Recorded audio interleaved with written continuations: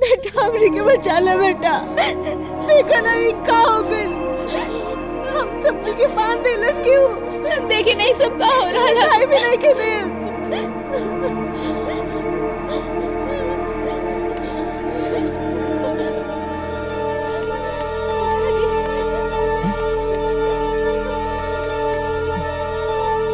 ये सब कैसे हो गए?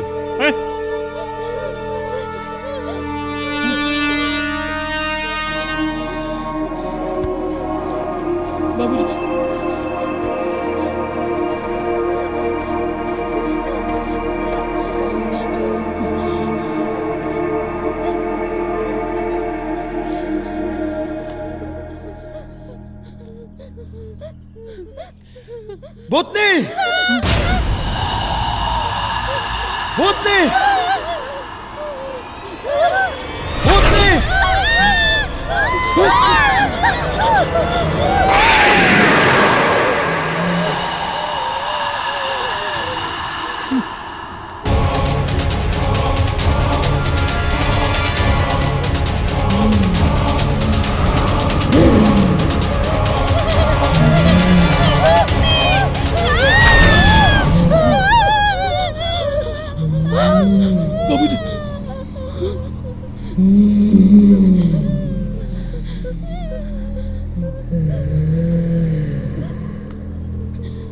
स्वार्थी औरत, तोरा लइकन के अपनावल हमार मजबूरी बा, हमरा परिवार के ना।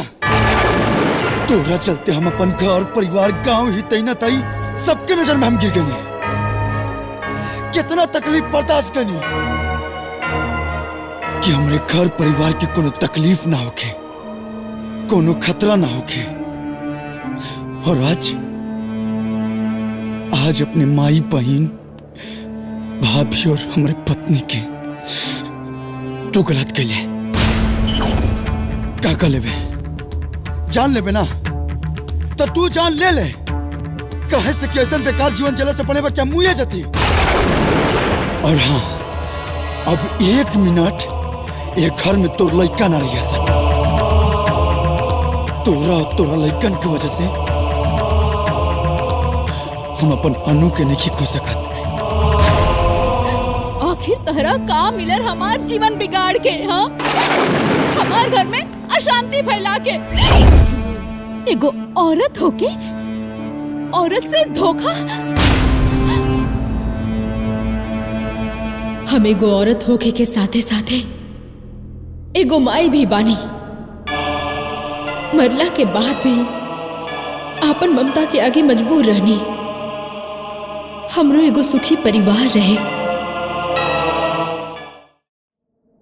तहार पति लेकिन से बहुत प्यार करेले। कहीं ना कहीं ए घर में भी लेकिन के अभाव रहे तो हमरा लागल कि शायद ए घर में हमरा लेकिन के शरण मिल जाए। और हम मोनू के डरा धमका के तहनी लोगन के जान से मारे के धमकी देके अपन मकसद के पूरा करे के कोशिश कैनी। कहे कि माँ के मरला के बाद भी होकर ममता ना मरेला।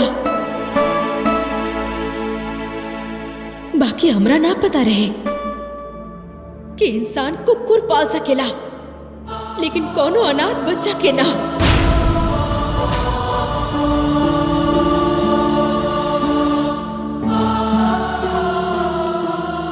हम आत्मा के रूप में अपन लेकिन खातिर कुछ नहीं कर सकत। यही से अब हम अपन लेकिन के मार दे।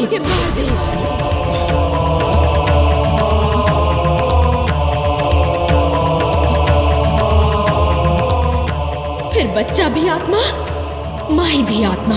तब तो हम अपन लेकिन के ख्याल रख सके नहीं ना।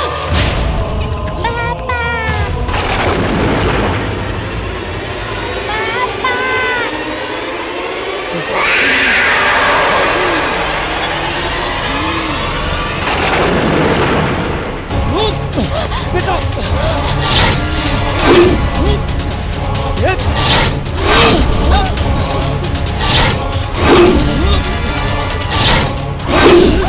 अवनी हम ही शांत हो जाओ और ऐसा कुछ मत करिया जो से माई के ममता के ऊपर दाग लग जाओ।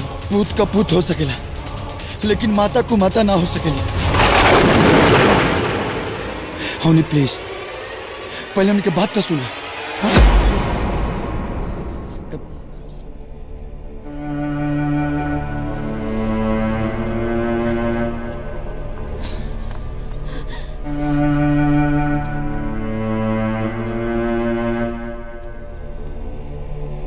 मम्मी मम्मी हमने के माफ कर दे बहन।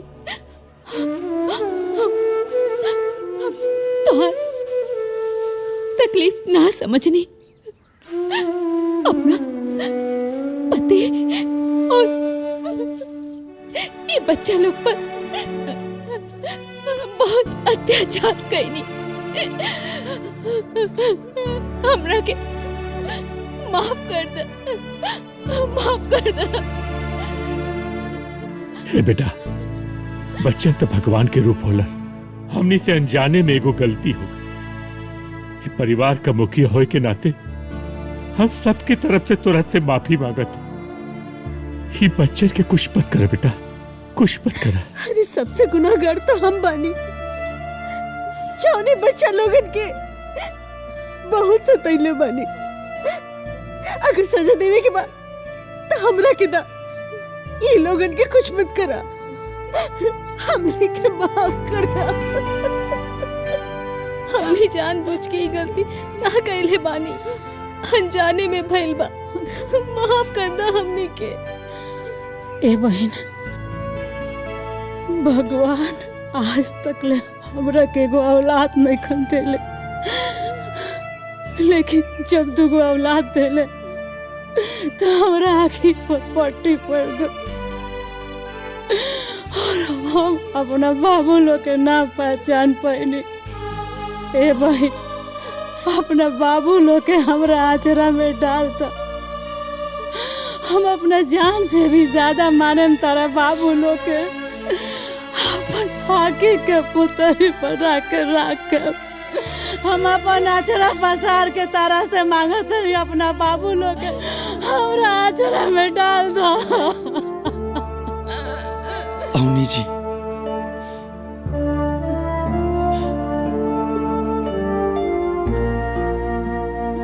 इलाइका भले राउर हवसा, लेकिन एकने में हमार जान बसेला। एकने के बगैर हम ना जी सकेला।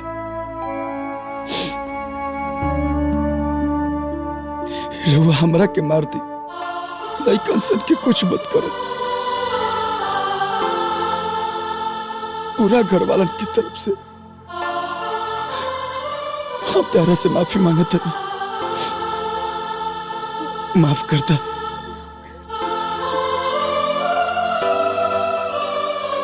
हम अपन बच्चा के चलते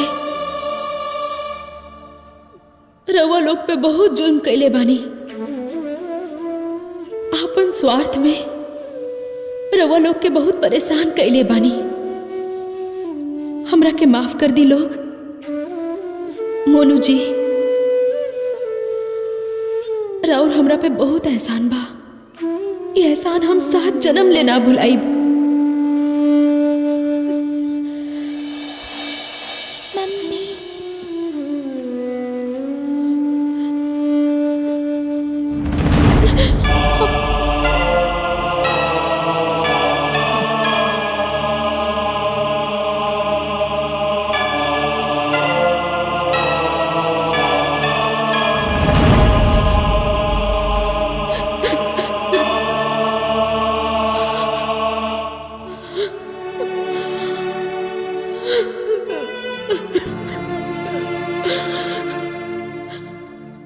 हमरा पे एक एहसान और कर दी।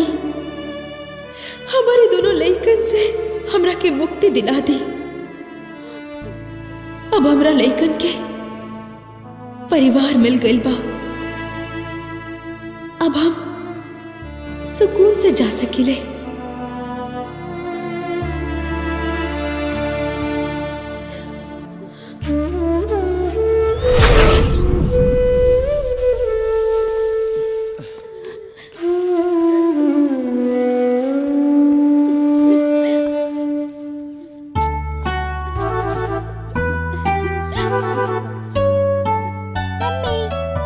किसी दाना हाँ अच्छा आ तो मम्मी के